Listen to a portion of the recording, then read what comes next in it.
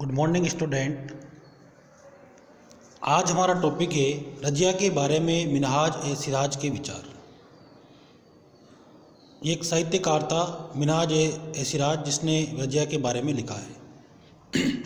मिनहाज-ए-सिराज का सोचना था कि ईश्वर ने जो आदर्श समाज व्यवस्था बनाई है उसके अनुसार स्त्रियों को पुरुषों के अधीन होना चाहिए और रानी का शासन इस व्यवस्था के विरुद्ध जाता था। इसलिए वह पूछता है, खुदा की रचना के खाते ने उसका ब्यौरा चूँकि मर्दों की सूची में नहीं आता, इसलिए इतनी शानदार खूबियों से भी उसे आखिर हासिल क्या हुआ। रजिया ने अपने अभिलेखों और सिक्कों पर अंकित करवाया कि वह सुल्तान इल्तुतमिश की बेटी थी। आधुनिक आंध्र प्रदेश के वारंगल क्षेत्र में किसी समय काकतीय वंश का राज्य था। उस वंश की रानी रुद्रमा देवी, जो 1262 से लेकर 1289 के व्यवहार से रजिया का व्यवहार बिल्कुल विपरीत था। रुद्रमा देवी ने अपने अभिलेखों में अपना नाम पुरुषों जैसा लिखवाकर अपने पुरुष होने का भ्रम पैदा किया था। एक और महिला शासक थी, कश्मीर की रानी दिद्दा, 980 से 1003। उनका नाम दीदी यानी बड़ी बहन से निकला है। जाहिर है प्रजा ने अपने प्रिय रानी को यह स्नेह भरा संबोधन दिया होगा। मिनहाज के विचार अपने शब्दों में व्यक्त कीजिए। क्या आपको लगता है कि रजिया के विचार भी यही थे? आपके अनुसार स्त्री के लिए शासक बनना इतना कठिन क्यों था? दिल्ली सल्तनत का विस्तार गैरिसन शहर से साम्राज्य तक। शमसुद्दीन इल्तुतमिश द्वारा जीते गए प्रमुख शहर जो कि आपको मैप में दर्शाए गए हैं।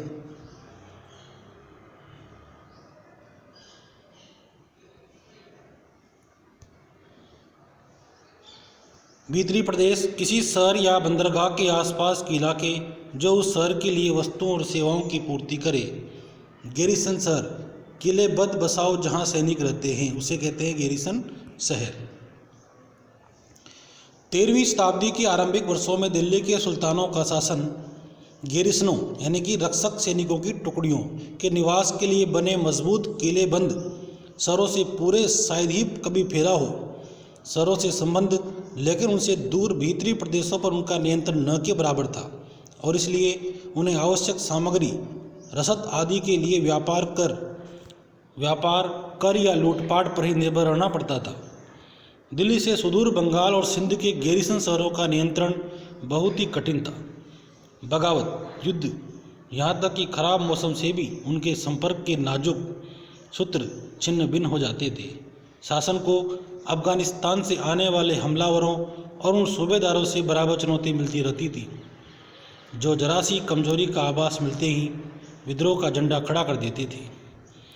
इन चुनौतियों के चलते सल्तनत बड़ी मुश्किल से किसी तरह अपने आप को बचाए हुए थी। इसका संस्थापन गयासुद्दीन बलबन के शासनकाल में हुआ और इसका विस्तार अलाउद्दीन खिलजी और मोहम्मद तुगलक के राज्यकाल में हुआ था। सल्तनत की भीतरी सीमाओं में जो अभियान चले उनका लक्ष्य था गैरिसन शहरों की पृष्ठभूमि में स्थित भीतरी क्षेत्रों की स्थिति को मजबूत करना। इन अभियानों के दौरान गंगा यमुना के दोआब से जंगलों को साफ कर दिया गया और शिकारी संग्राहकों द्वारा तथा चरवाहों को उनके पर्यावास से खदेड़ दिया गया। वह जमीन किसानों को दे दी गई और कृषि कार्यों को प्रोत्साहन दिया गया।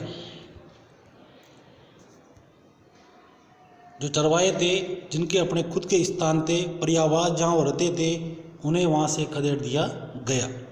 वह जमीन किसानों को दे दी गई और कृषि कार्य को प्रोत्साहन दिया गया। व्यापार मार्गों की सुरक्षा और क्षेत्रीय व्यापार की उन्नति की खातिर नए किले, गैरिसन और शहर बसाए गए। दूसरा विस्तार सल्तनत की बाहरी सीमा पर हुआ। अलाउद्दीन खिलजी के शासनकाल में दक्षिण भारत को लक्ष्य करके सैनिक अभियान शुरू हुए। देखें मानचित्र 3। और ये अभियान मोहम्मद तुगलक के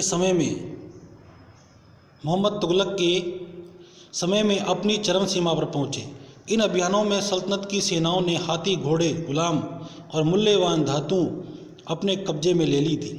दिल्ली सल्तनत की सेनाओं की शुरुआत अपेक्षाकृत कमज़ोर थी, मगर 150 वर्ष बाद मोहम्मद तुगलक के राज्यकाल के अंत तक इस महाद्वीप का एक विशाल क्षेत्र उसके युद्ध अभियान के अंतर्गत आ चुका था। इसने शत्रुओं की सेनाओं को परास्त किया और शहरों पर कब्जा किया। इसके सूबेदार और प्रशासक मुकदमों में फैसले सुनाते थे और साथ ही किसानों से कर वसूल करते थे, लेकिन इतने विशाल क्षेत्र पर इनका नियंत्रण किस सीमा तक और कितना प्रभावी था।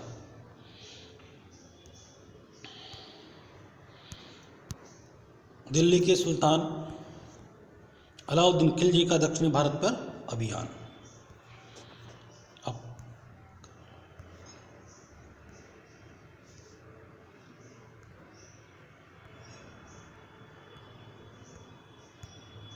चित्र 2